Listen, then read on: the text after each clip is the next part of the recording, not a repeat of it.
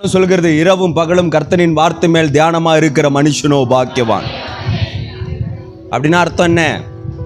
இங்கிருந்து ஊழியக்காரங்க பேசுனா எவ்வளவு நேரம் ஆனாலும் உட்காந்து தியானிக்கிறீங்களே, நீங்க தான் பாக்கியவான். அவங்க வாழ்க்கை எப்படி இருக்குன்னு அடுத்த வசனத்தில் எழுதப்பட்டிருக்குன்னா, அவர்கள் நீரூற்றின் மத்தியில் நாட்டப்பட்ட மரத்தை போல செழிப்பா இருப்பாங்களாம். யாருடைய வாழ்க்கை? கர்த்தருடைய வார்த்தையே தியானிக்கிறவங்க வாழ்க்கை. ஒரு 10 நிமிஷம் பாஸ்ட் எக்ஸ்ட்ரா பேசணுன்னே மூக்கு 3 கிலோக்கு வீங்குச்சுன்னா அவங்க வாழ்க்கை கிடையாது. ஆமீனா?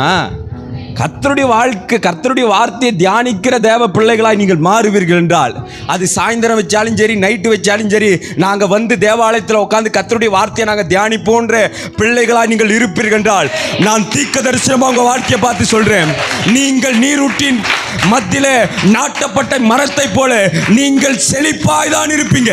உங்க குடும்பம் செழிப்பாக தான் இருக்கும், உங்க எதிர்காலம் செழிப்பாக தான் இருக்கும், உங்க வாழ்க்கைகள் செழிப்பாக தான் இருக்கும்.